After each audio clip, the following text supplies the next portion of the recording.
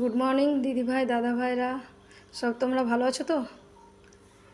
আজ শুভ সকাল, আজকে বুধবার দিন।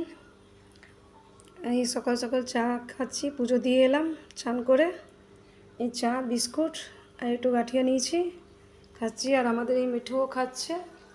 এই যে ওকে না দিলে পরে আমাদেরও ইয়ে লাগে, আমরা যা খাই তাই ওকে দিতে হয়, নলেও তো একদম যা যদি ছোলা টোলা দেবো ওগুলো খাবেই না ও।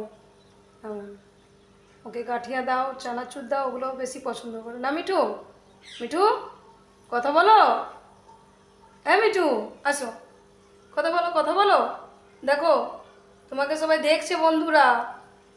হ্যাঁ, এ মা তুমি কথা বলছো না, কি বলবে যে মিঠু কথা বলতে জানে না? কথা বলো মিঠু। আর এই যে এটা আছে, আমার পাটায় হঠাৎ করে লেগে গেছে, পড়ে গেছি স্কুটি থেকে, ওই জন্য এটা সাহায্যে এখন চলছি। ও তো ডিউটি গেছে, ওর তো সময় নেই। বাবুও সকালে স্কুল গেছে, বা সারাদিনের কাজ তো করতেই হবে। এটা ধরে ধরেই এই যে করছি কাজ। পাটায় প্রচণ্ড লেগেছে, ওই জন্য। ঠিক আছে, এরপরে দুপুরের খাবার দেখাবো বন্ধুরা তোমাদেরকে।